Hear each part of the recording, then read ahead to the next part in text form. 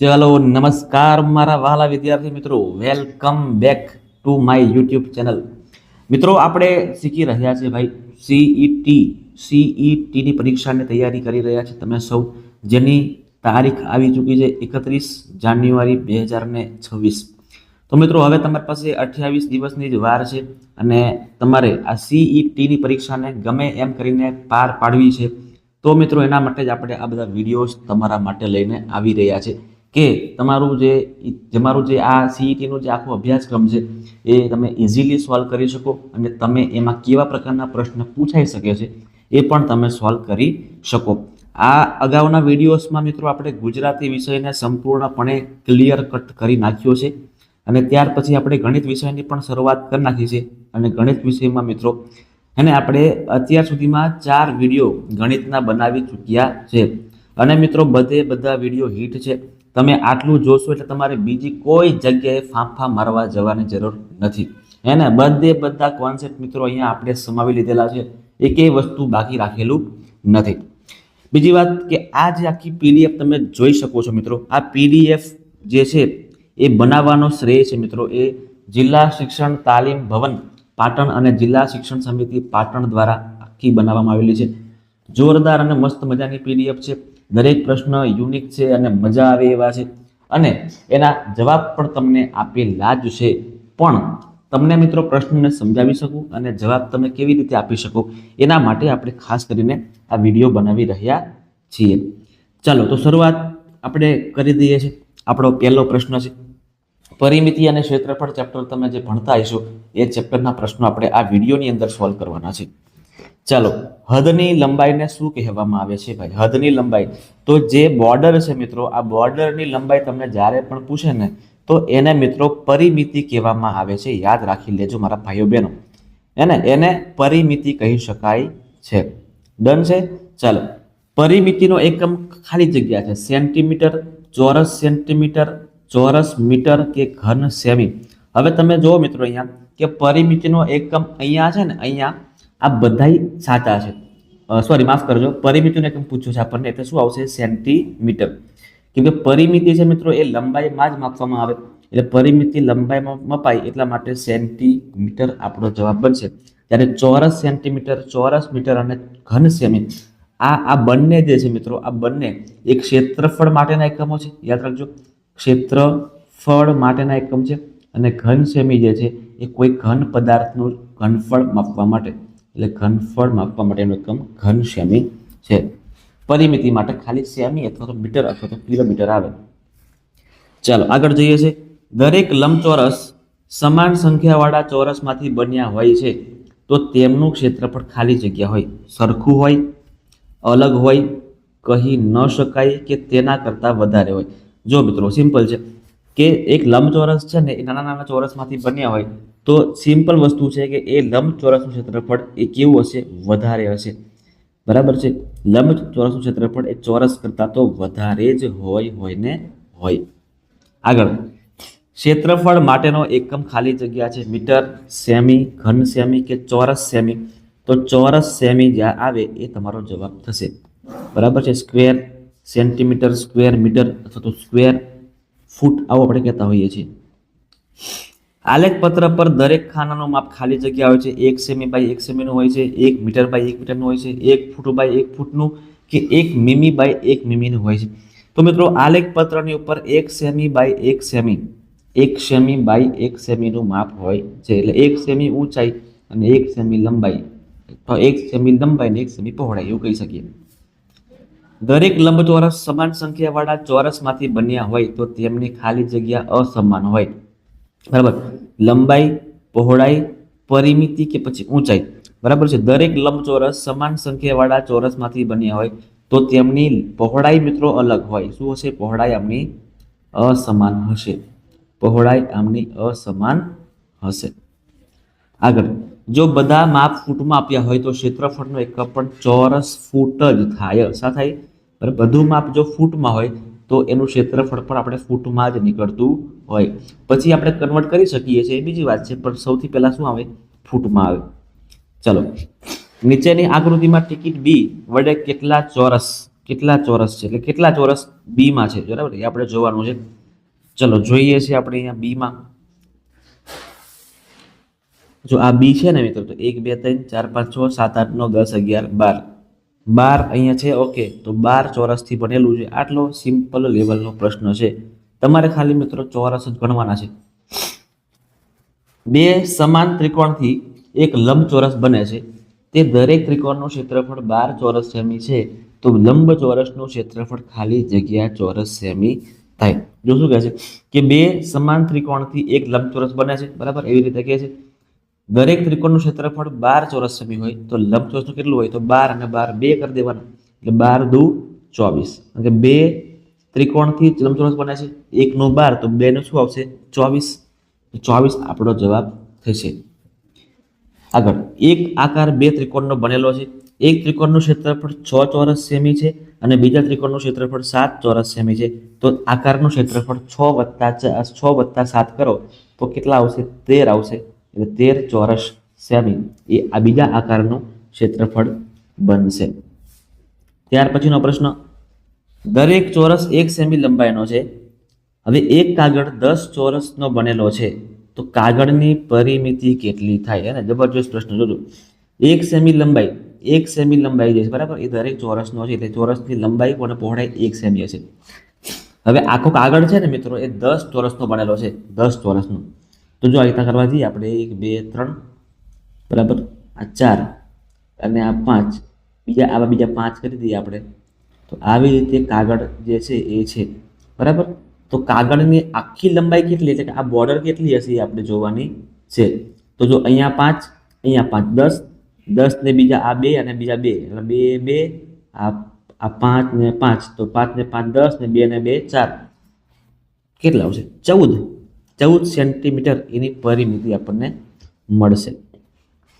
આગળ 1 સેમીના 12 ચોરસ હોય તો ક્ષેત્રફળ ખાલી જગ્યા ચોરસ સેમી થશે.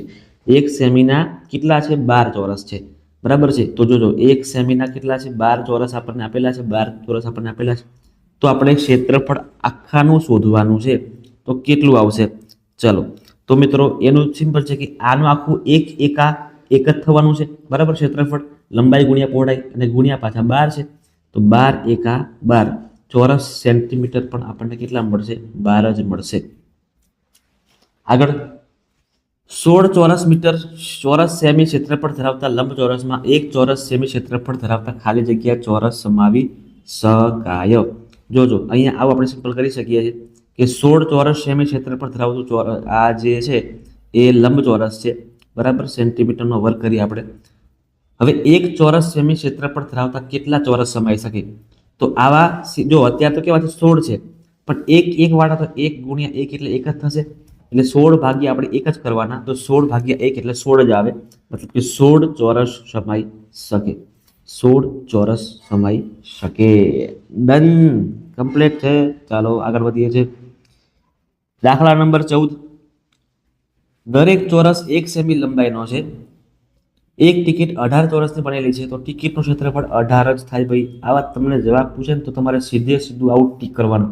પણ સમજો તમને આવું આપ્યું હોત તો ધારો કે તમને અહીંયા 1 ના આપ્યો હોત અને 2 આપ્યો હોત તો શું કરતા તમે? તો મિત્રો આપણે શું કરવું પડતું? અહીંયા 2 ગુણ્યા 2 એવું કરવું પડે અને પછી કેટલા આવે 4 તો 18 ભાગ્યા પછી 4 કરવાના એટલે પોઈન્ટમાં જવાબ આવે 4 ચોક 16 અને 4 પંચા 20 એટલે 4.5 જવાબ બને બરાબર. પણ અહીંયા 1 સેમી છે એટલે શું આવશે જવાબ આપણો 18 જ બનશે. આગળ દરેક ચોરસ 1 સેમી લંબાઈનો છે અને એક કાગળ 10 ચોરસનો બનેલો છે તો કાગળનું ક્ષેત્રફળ 10 ચોરસ સેન્ટીમીટર. આગળ દરેક ચોરસ 1 સેમી લંબાઈનો છે અને એક પાનું 8 ચોરસનું છે તો અહીંયા પણ આવશે 8 ચોરસ સેમી. હવે તમને કોન્સેપ્ટ ક્લિયર થઈ ગયો છે કેવી રીતે આપણે જવાબ આપવાના છે. ચલો એક ત્રિકોણ લંબચોરસથી અડધો છે. લંબચોરસનું ક્ષેત્રફળ 30 ચોરસ સેમી છે. ત્રિકોણનું કેટલું હશે? અડધો છે એટલે 30 ના અડધા કરી દેવાના એટલે 15 ચોરસ સેમી આપણો જવાબ થાય. 15 ચોરસ સેમી આપણો અહીંયા જવાબ થશે. આગળ એક ત્રિકોણ લંબચોરસથી અડધો છે. ત્રિકોણનું ક્ષેત્રફળ 6 છે તો 6 ગુણ્યા 2 કરવું પડશે તો 6 દુ 12 ચોરસ સેમી એ લંબચોરસનું ક્ષેત્રફળ થશે। આગળ નીચેની આકૃતિમાં કઈ ટિકિટનું ક્ષેત્રફળ વધુ છે ઓછું છે એવું કંઈ પૂછ્યું છે આપણને, જોઈ લઈએ કેટલા કેટલા છે। બી નું કેટલું છે તો કે 3 છે, અહીંયા 12 એટલે બી ના 12 છે। અહીંયા ઈ ના કેટલા છે તો કે 1 2 3 4 5 6 અને અહીંયા 3 6 તરી 18, ઈ ના 18 છે। સી ના 4 ને 4 8 અને એ 4। તો આપણને જો પ્રશ્ન એવું પૂછ્યો હોત ને કે ક્ષેત્રફળ કોનો વધુ છે તો વધુ ક્ષેત્રફળ આવશે ઈ નું, વધુ ક્ષેત્રફળ કોનું આવશે ઈ નું, અને ઓછું પૂછે તો 4 નું આવશે। આગળ 10 ગુણ્યા 8 એટલે 10 લંબાઈ અને 8 પહોળાઈનો લંબચોરસ છે, તો ક્ષેત્રફળ કેટલું મળે તો મિત્રો 10 ગુણ્યા 8 લંબાઈ ગુણ્યા પહોળાઈ કરી દેવાની, 10 8 80 એટલે 80 તમારો જવાબ થશે। ક્ષેત્રફળ આપણને 80 મળશે। ફરીથી સેમ એક 10 ગુણ્યા 4 નો લંબચોરસ છે, તો પરિમિતિ કેટલી આવે તો મિત્રો પરિમિતિ મેળવવા માટે 2 ગુણ્યા લંબાઈ વત્તા પહોળાઈ કરવું પડે। સૂત્ર અલગ છે બરાબર, ક્ષેત્રફળ પૂછે તો લંબાઈ અને પહોળાઈનો ડાયરેક્ટ કરવાનો ગુણાકાર, પણ આપણને જો પરિમિતિ પૂછે તો લંબાઈ અને પહોળાઈનો પહેલા સરવાળો કરવાનો અને પછી ડબલ કરી દેવાના। તો આનો સૌથી પહેલા કરીએ સરવાળો, 10 ને 4 14 અને 14 ના ડબલ કરો તો 14 દુ 28 આપણો જવાબ થશે। બરાબર, કમ્પ્લીટ છે। હા ઓકે, ચાલો નીચેનું લંબચોરસ ખાલી જગ્યા સમાન ચોરસમાંથી બનેલું છે। નાના છોકરાને પણ ખબર પડી જાય ને એવો પ્રશ્ન છે ભાઈ, આ ને કેટલા ચોરસનું તો કે 8 ચોરસનું બનેલું છે, 8 ચોરસનું આ બનેલું છે। આગળ એક લંબચોરસ 4/6 નો છે, તો તેમાં સ્તંભ ખાલી જગ્યા છે બરાબર છે, સ્તંભ કેટલો હશે 4/6 નો છે, તો તેમાં સ્તંભ કેટલો છે એવું આપણને પૂછી રહ્યા છે। જોજો સમજો મિત્રો આની અંદર શું કરવાનું આપણે તો કે જો 4/6 નો છે ને, હવે તમને સમજાવું કે સ્તંભ કોને કહેવામાં આવે। અત્યારે જેને સ્તંભ કહેવાય છે ને એને ધોરણ 8 કે 9 ની અંદર વિકર્ણ કહેવામાં આવે, વિકર્ણ। જોજો આવી રીતે આને સ્તંભ કહેવામાં આવે। હવે અત્યારે તમને બહુ ખબર નહીં પડે કારણ કે આ પ્રશ્ન અત્યારે મૂકવા જેવો છે નહીં, તોય મૂક્યો છે તમને, તોય સમજાવી દઉં છું બરાબર। જો આ એક બાજુ 4 ની છે અને એક બાજુ અહીંયા સમજો 6 ની છે, તો આપણને આ ભાગ પૂછ્યો હોય ને તો આપણે 4 ને 4 વડે ગુણવાના તો કેટલા આવે 16, અને 6 ને 6 વડે ગુણીએ તો કેટલા આવે અહીંયા મિત્રો 36 આવશે। તો એવું કરતા કરતા આપણે જઈએ ને તો અહીંયા આવે 25 બરાબર, 36 વત્તા 16 કરશું આપણે એટલે 4 5 અને 6 એવી રીતના આવશે, અને પછી ડબલ કરશું એટલે આપણને 10 જવાબ મળશે। એટલે સ્તંભ કેટલો બનશે આનો 10 બનશે। કમ્પ્લીટ વિકર્ણ જેને કહી શકાય છે। એક લંબચોરસ 8/6 નો છે, તો તેમાં હાર કેટલી છે ચલો 8/6 24 નંબરનો પ્રશ્ન છે। તો જો સિમ્પલ અહીંયા 8 + 4 કરે તો આપણો જવાબ પણ મળી જશે। 8 ને 6 કરો કેટલા આવશે 14 આવશે, એટલે એ આપણને એની હાર મળી જશે। કોઈ પણ આકાર માટે પરિમિતિ અને ક્ષેત્રફળ ખાલી જગ્યા છે સમાન હોય કે પછી અલગ અલગ હોય કે પછી સમપ્રમાણમાં હોય કે પછી કહી ન શકાય। તો મિત્રો એ ક્ષેત્રફળ અને પરિમિતિ અલગ અલગ હોય બરાબર છે, અલગ અલગ જ આપણને જોવા મળે। આગળ ક્ષેત્રફળ કેટલું થાય આપણે પૂછેલું છે નીચેના ચોરસની અંદર, તો જો આપણે પહેલા આખા ગણી લઈએ 1 2 3 4 5 6 અને આ અડધા અડધા એટલે 7 અને આ 8 એટલે 8 ચોરસ સેમી, 8 ચોરસ સેમી આપણને આનું ક્ષેત્રફળ મળે છે। કઈ કઈ ટિકિટનું ક્ષેત્રફળ ડી કરતા બમણું છે ચલો ડી કેટલા છે પહેલા તો કે ડી આપણા 6 છે, તો કઈ જગ્યાએ 12 છે જોઈ લેવાના 1 2 3 6 6 12 એટલે બી નું વધારે છે, તો બી નું કેવું છે મિત્રો બમણું છે, ડી કરતા બી નું જે માપ છે ને એ બમણું છે। આગળ એક આકારનું ક્ષેત્રફળ 18 ચોરસ સેમી છે, જો તે બે સરખા ચોરસનો બનેલો હોય તો તે દરેક ચોરસનું ક્ષેત્રફળ ખાલી જગ્યા ચોરસ સેમી થાય બરાબર છે। બે સરખા ચોરસનો બનેલો છે તો સિમ્પલ છે કે 18/2 કરી નાખવાના તો કેટલા આવે 9, તો 9 આપણો અહીંયા જવાબ થાય છે।